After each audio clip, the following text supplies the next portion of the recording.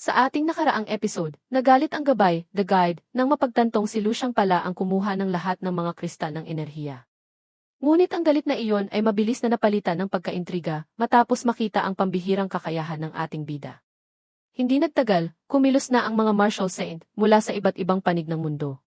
Sakto nang gagawin na sana nilang pain si Snowy laban kay Luciang, bigla siyang nagpakita. Napatingala si Cumberland at nakita ang isang anyo na dahan-dahang umaangat sa kalangitan. Nakakuyom ang kanyang mga kamao habang nakatitig at natitiyak niyang si Luciang nga iyon. Gayunpaman, napansin niyang may kakaiba at tila masyadong malabo ang anyo nito. Ilang sandali pa, napagtanto niyang ito ay ang espiritual na proyeksyon lamang ni Luciang. Bago pa man siya makakilos, nasa harap na niya ang proyeksyon. Sa isang suntok lamang, isang malakas na shockwave ang sumabog sa ibabaw ng karagatan. Kakaiba, hindi tumilapon si Cumberland. Sa halip, ang sumunod na nangyari ang nagpatigil sa lahat. Isang tila transparent na kopya ni Cumberland mismo ang lumulutang sa likuran niya. Tila hindi kapanipaniwala ang eksena, para bang humiwalay ang kanyang kaluluwa sa katawan. Nagulat ang mga nakapaligid na martial saint, ngunit mabilis din nilang naunawaan ang nangyayari. Ang espiritual na proyeksyon ni Luciang ay direktang tinamaan ang mismong kaluluwang martial soul, ni Cumberland. Pahilwalay ito sa kanyang katawan. Nataranta si Cumberland at sumigaw ng tulong sa gabay. Sa isang pitik lamang ng daliri ng gabay, bumalik ang kaluluwang martial ni Cumberland sa kanyang katawan. Humihingal siya, basang-basa ng malamig na pawis, ngunit nagpapasalamat na buhay pa.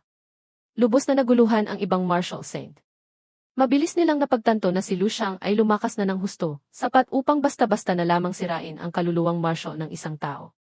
Ang ikasyam na antas, 9th level, na dati nilang itinuturing na hindi basta-basta maaabot ay tila naging isang malupit na biro na lamang ngayon. Samantala, nabanggit ng gabay na hindi nakatakatakang ang mga nasa ikasyam na antas sa planetang ito ay parang mga laruan lamang para sa isang tulad ni Luciang. Umiti si Luciang bilang tugon, kilala na niya agad ang lalaki bilang ang tinatawag na gabay. Pagkatapos, walang pag-aalinlangan, iniumang niya ang kanyang kamao at nagsimulang mag-ipon ng lakas para sa isang pag-atake. Tila bahagyang nagtaka ang gabay sa biglaang kilos. At nang handa na ang lahat para sa inaasahang pagtama, simpleng iniabot ng gabay ang kanyang kamay at tinapik si Luciang sa noo.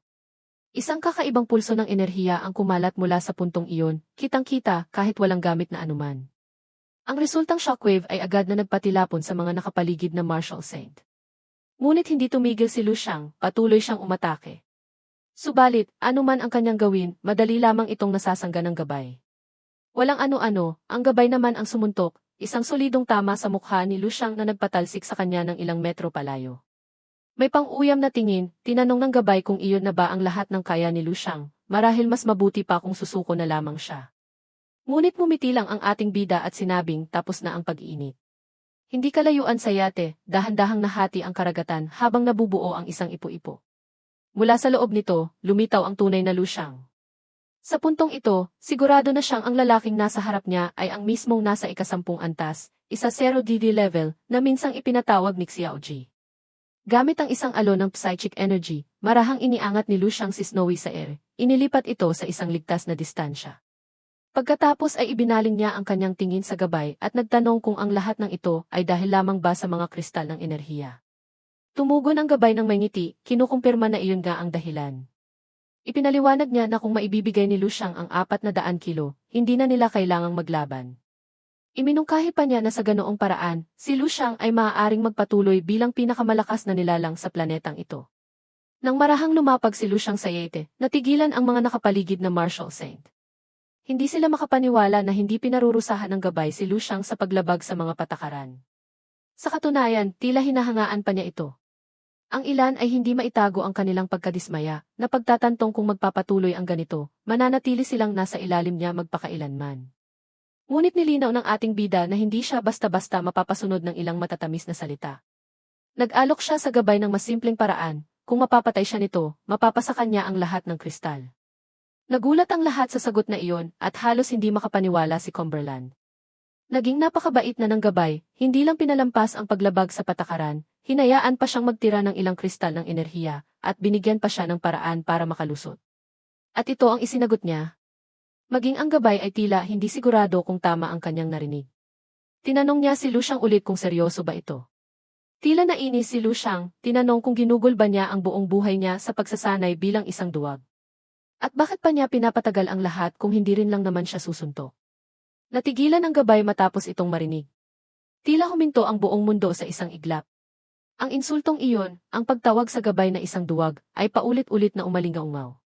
Malinaw na hindi nagustuhan ng gabay na tawagin siyang ganoon. Pagkatapos, habang nakakuyom ang panga at litaw na litaw ang mga ugat sa kanyang katawan, sumabog ang kapangyarihan ng gabay. Umuga ang lupa, nagsimulang kumulo ang mga bulkan sa ilalim ng dagat, at ang maaraw na kalangitan sa itaas ay biglang dumilim. Gumulong ang kulog sa mga ulap. Maging ang mga mangingisda na milya-milya ang layo ay napaluhod, kumbinsidong nagalit nila ang Diyos ng karagatan. Kinakabahang napalunok si Cumberland at bumulong na bagamat kayang makipag-ugnayan ng mga nasa ikasyam na antas na Marshall Saint sa kalangitan, ang magdulot ng ganitong pagbabago sa kalikasan ay nasa ibang antas na talaga. Nagtapos siya sa pagsasabing marahil ganito talaga ang itsura ng mga tunay na star-level martial artist. Kahit mula sa ligtas na distansya, hindi maiwasang mag-alala ni Snowy para sa kanyang kasintahan. Samantala, patuloy na tumataas ang enerhiya ng gabay, ngunit si Lu Xiang ay nakatitig lamang dito nang hindi kumukurap.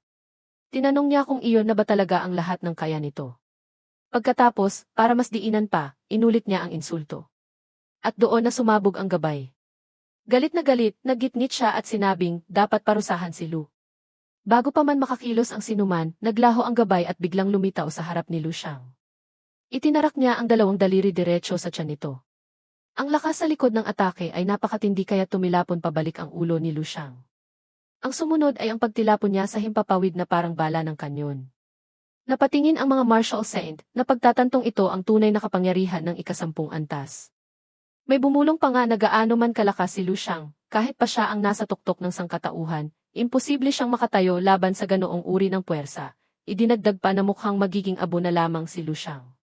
Tinawag ng gabay si Lu Xiang na isang hangal, idineklarang ngayon ay tiyak na naiintindihan na niya ang agwat sa pagitan nila. Ngunit, hindi kalayuan, ang nasusunog na katawan ni Lu Xiang ay dahan-dahang nagsimulang gumalaw. Itinaas niya ang kanyang ulo, tumingin sa lalaki, at mahinahong nagsabi, ito na ang mas maayos. Ngayon, halos maniwala na akong hindi ka lang isang duwag. Umaaso pa ang kanyang katawan nang magsimulang kumalat ang maliliit na bitak sa kanyang balat, habang kaswal na sinasabing ang mga atake ng gabay ay parang masahe lamang. Ilang sandali pa, mabilis na gumaling ang kanyang katawan, ngunit dismayado siya sa hina ng atake. Hindi pa man natatapos ang kanyang mga salita, isang pagsabog ng enerhiya na kasing lakas ng sagabay ang bumulwak mula sa kanyang katawan. Walang pag-aalinlangan, sumugod si Lu Xiang pasulong, idinedeklarang ipapakita niya sa gabay kung ano ang tunay na sakit. Mukhang totoong nabigla ang gabay.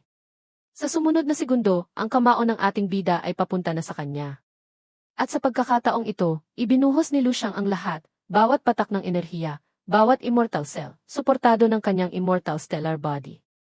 Naramdaman ang panganib na papalapit, hindi naglakas loob ang gabay na magpigil. Mabilis niyang tinipon ang kanyang enerhiya, bumuo ng isang proteksyon na harang sa kanyang harapan. Ngunit sa sumunod na iglap, ang panangga na iyon ay nabasag na parang salamin. Tumama ng malinis ang kamao ni Lu Xiang, nagpatalsik dito ng ilang metro palayo. Napangiwi ang mukha ng gabay sa hindi paniniwala. Tinanong niya kung paano posibleng magkaroon ng ganoong kapangyarihan ang isang tao mula sa primitibong planetang ito. Ngunit wala siyang oras para iproseso ito. Hinahabol na siya ulit ni Lu Xiang, nakangisi habang nagpapakawala ng sunod-sunod na suntok. Nabanggit ni Lu Xiang na ang pakiramdam ng paggamit sa lahat ng kanyang 365 na immortal cells ay kamangha-mangha, napakalakas na halos mahirap kontrolin. Idinagdag pa niyang matagal na niyang hinihintay ang isang laban na tulad nito. Para sa ating bida, ang pinakamalupit na kapalaran ay hindi ang pagkatalo, kundi ang kalungkutan ng pagiging walang kapantay. Ganoon na lamang, naging sunod-sunod at walang tigil ang atake ng ating bida. Nahirapan ang gabay na harangin ang bawat suntok, ngunit si Lu Xiang ay tila lalo pang ginaganahan sa bawat segundo. Iminungkahi niya na gaano man kalakas ang isang tao, kailangan pa rin ng lahat ang tamang punching bag, at sa ngayon, ang gabay ang gumaganap sa papel na iyon. Halos hindi maidilat ng mga martial saint ang kanilang mga mata dahil sa mga shockwave. Kahit mula sa malayo, bawat pagbangga ng dalawa ay nagpuwersa sa kanilang umatras pa. Hindi maintindihan ni Cumberland ang nangyayari at bumulong na hindi man lang ginamit ni Lu Xiang ang kalahati ng lakas nito noong kaharap sila kanina. Samantala, si Tanjong Yui ay namamanghang nakatitig, inaaming ang antas ng kapangyarihang ito ay higit pa sa anumang kaya nilang malagpasan, naniniwalang isang tama lang ay mangangahulugan ng agarang kamatayan. Nang marinig ng gabay na tinatawag siyang punching bag, sa wakas ay sumabog na rin siya. Binalaan niya si Luciang na huwag subukan ang kanyang pasensya. Isang malakas na pagsabog ng enerhiya ang lumabas mula sa kanyang katawan. Humihingal, nilinaw ng gabay na si Luciang ay wala sa ika-10 antas at hindi rin siya nasa ika-9 na antas. Inihayag niyang nasa tuktok lamang ito ng ika-8 antas, peak of 8 level. Pagkatapos ay itinama niya ang sarili at idineklarang si Luciang ay talagang isang extraordinary life form, pambihirang anyo ng buhay. Ang pahayag na iyon ay muling gumulat sa mga martial saint. Hindi sila makapaniwalang nasa ika-8 antas lamang ang ating bida. Kung ano naman ang ibig sabihin ng extraordinary life form, wala ni isa sa kanila ang may kahit kaunting ideya. Ang gabay, gayunpaman, ay gumisi na parang nasiyahan sa natuklasan. Ipinaliwanag niya na ang nakakatakot na lakas ni Luciang ay maipapaliwanag lamang nito. Nangatuwiran siyang walang ibang makakapagpaliwanag sa isang atake mula sa ika-8 antas na may ganoong nakakakilabot na kapangyarihan. Nabanggit niyang hindi niya inaasahang makakahanap ng isang kayamanan na tulad nito sa isang simpleng level 1 resource planet. Samantala, ang ating bida, na hindi pamilyar sa lahat ng terminolohiyang ito, ay nagtanong kung ano talaga ang ibig niyang sabihin. Matyagang ipinaliwanag ng gabay, ito ay isang paglukso sa likas na pundasyon ng buhay, isang ebolusyon ng mga jin, isang kaloob na ipinagkaloob mismo ng sansinukob. Idinagdag pa niyang ito ay isang bihira at mahalagang pangyayari sa buong kalawakan. Inisip ng ating bida na ang paliwanag ay parang walang kabuluhan, ngunit kahit papaano, nahulaan niya ang ibig sabihin ng lalaki.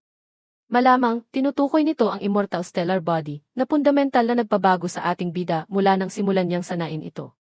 Mula sa puntong iyon, siya ay naging higit pa sa tao. At ngayon, sa dagdag pa ng mga immortal cell, hindi na kailangang sabihin pa, nasa ibang-ibang antas na ang ating bida.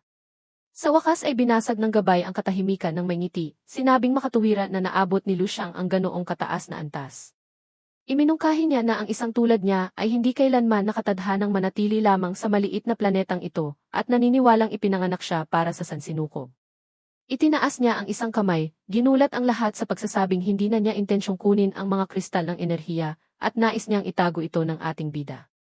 Ngunit bilang kapalit, nais niyang dalhin siya sa ibang lugar. Nang tanungin kung saan eksakto iyon, sa loob-loob ni Luciang, ang pinakaikinaiinis niya ay ang malinaw na ayaw ng lumaban ng gabay. Sinabi niyang parang binuhusan ng malamig na tubig ang kanyang diwa ng pakikipaglaban. Kalmadong ipinaliwanag ng gabay na intensyon niyang dalhin si Luciang sa isang mas malaking mundo dahil naniniwala siyang ang planetang ito ay masyadong maliit at nakakasakal para sa isang tulad niya. Ngunit pinutol lamang siya ni Luciang at sinabing ang gusto niya ngayon ay isang tunay na laban. Huminto ang gabay pagkatapos ay tila naintindihan. Naisip niyang si Luciang ay naghahangad ng pressure. Nagkomento siya na sa pundasyong kasing lalim ng isang extraordinary life form, ang bilis ng paglago ni Luciang ay higit na lumalampas sa ordinaryong mga martial artist. Ngunit dahil mismo doon, ang pag-abot sa mas mataas na antas ay mangangailangan ng hindi maisip na pressure, isang bagay na hindi kayang ibigay ng planetang ito. Kaya, walang ibang salita, ang gabay, ngayon ay opisyal nang nagpapakilala bilang si Lan Chen, ay nagsimulang muling mag-ipon ng kanyang enerhiya. Sinabi niya kay Luciang na ibibigay niya ang pressure na kailangan nito. At sa pagitan yon at ng mga kristal ng enerhiya, si Luciang ngayon ay may 2 utang na loob sa kanya, at kailangan niya itong bayaran sa malapit na hinaharap. Habang kumikislap ang hangin sa paligid niya, inalis ni Lan Chen ang kanyang balakayo, inilalantad ang kanyang tunay na anyo. Tumingin si Luciang sandali, bahagyang kumunot ang noo dahil hindi niya talaga masabi kung lalaki ba o babae ang taong ito. Tahimik niyang naisip kung ito ba ang tinatawag nilang femme. Nagbabala si Lan Chen na humanda siya, sinabing ang susunod ay ang tunay na lakas ng ika-10 antas. Nagliwanag ang mga mata ng ating bida sa pananabik at sinabi niyang ibigay nito ang lahat. Kasabay nito, sumugod siya pasulong. Kasabay din noon, pinakawala ni Lan Chen ang kanyang unang atake. Nang tumama ang pagsabog ng enerhiya, hinarang niya ito gamit ang 2 kamay. Pagkatapos ng nakakasilaw na liwanag, itinaas ng ating bida ang kanyang ulo at natagpuan ang sarili sa isang kakaibang estado. Nararamdaman niya ang kapangyarihang umiikot sa paligid niya, at napansin niyang ito ang koneksyon sa mundo mismo. Sinabi niya, hindi lang ito purong kapangyarihan bagkus, ito ay pamana ito ang esensya ng kung ano ang ibig sabihin ng pagiging nasa ika-10 antas. At sa mismong sandaling iyon, sa wakas ay naunawaan niya. Wakas ng teksto.